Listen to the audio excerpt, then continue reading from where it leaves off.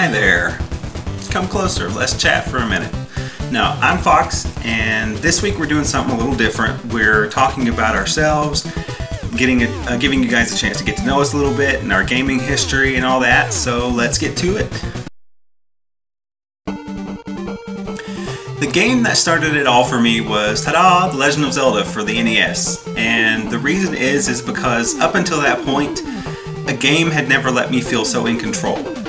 The idea that the world was so large and so open and so secretive and that you could go in pretty much any order you wanted to felt so cool to me. It felt like I was actually a part of it and had a little control over what happened.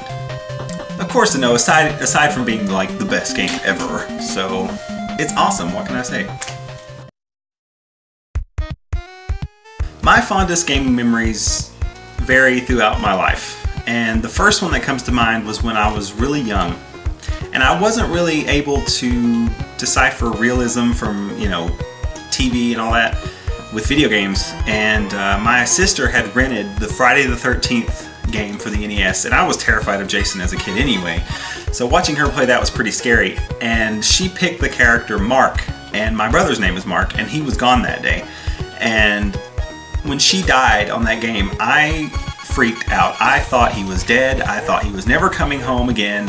And I had just associated him with my actual brother, and it was the funniest thing ever. One of my dearest memories is playing Bubble Bobble with my mom. And my mom was a pretty hardcore gamer, man. We would play through all the Ninja Turtle games, all the Mario games, Mario Kart, pretty much anything that was multiplayer, she would play with me at some point. And Bubble Bobble was our favorite. And we would beat that game every single time, and we actually dug that thing out not too long ago and beat it again because we're hardcore like that. Another memory I have is playing Super Nintendo with my best friend, and he would come to my house every weekend and we would go rent Super Nintendo games and just beat the hell out of them until the sun came up, and I'm not even exaggerating. Our favorite was Zombies Ate My Neighbors, and if you haven't played that game, you're really missing out because it is one of the funnest games that's ever been created. Even though all those are really close to my heart, the ones that spanned the longest was the N64 generation because that was my favorite system ever. GoldenEye, Star Fox, Mario Kart, Zelda, Killer Instinct, all those awesome games that me and my buddies would play the entire weekend and just love it. And those are my fondest memories from like grade school, was just getting together with my buddies on the weekend and playing 4-player Mario Kart, 4-player Mario Party, GoldenEye, and just loving every minute of it. Favorite games? That is such a hard question, and I have to cheat and separate them by generation because you cannot compare the old school awesomeness to the games we have now. You just can't. So, but for my favorites on like the old school days, Zelda, obviously, any of them. The Illusion of Gaia, I love that game to death. Bubble Bobble, like I mentioned before. All the Mario games. It's so hard to do. It is so hard to do. And if you follow our Tumblr, which link to shameless promotion, I'll probably talk about more detail because I just can't think of them all right now. There's just so many games. But currently, I'm into more action RPGs like Mass Effect and Dragon Age and Fallout and all those games. And action-adventure games like Uncharted, which I think is one of the best series ever made, and I cannot wait for the next one to come out.